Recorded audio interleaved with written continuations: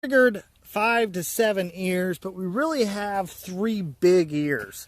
So go back to that math I shared yesterday.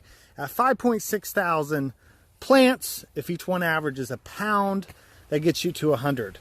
So realistically, we can get half pound to 0.6 pound ears if we fill them all the way to the tip. And you'll get that with reduced population.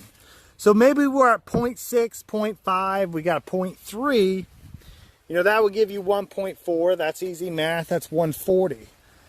So that kind of goes to how can we lower this population, get more sunlight, lower the nitrogen, maybe just put starter or encapsulate some biochar.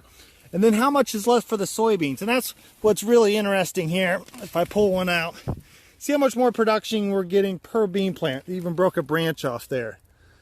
So can we actually increase soybean yields, giving the soybeans a little bit of break? So as the change, you know, the sun changes position, gets a little bit cool, gets plenty of light.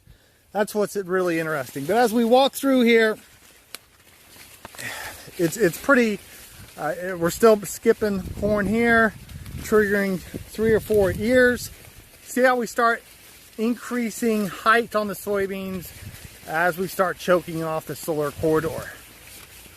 But we're still triggering a solid 2 ears on each one of these. The second ear isn't as big, so maybe we're at 0.45, 0.25, 0.6 times 12,000, or 5.6 times 2, 11.2. You know, how much are we losing there compared to the beans? So if we give up, say, 30 bushel on the beans, we gain 30 bushel on the corn, I'm not gonna trade dimes for nickels.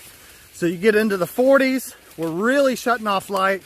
You can see how these leaves are blocking the sunlight to the beans, and we really don't have shit for beans, but we still spent that money on the seed, and we might have triggered 2 ears, but one of them are gonna abort or not be much of an ear. So we're trying to figure out the relationships and what's economic optimum.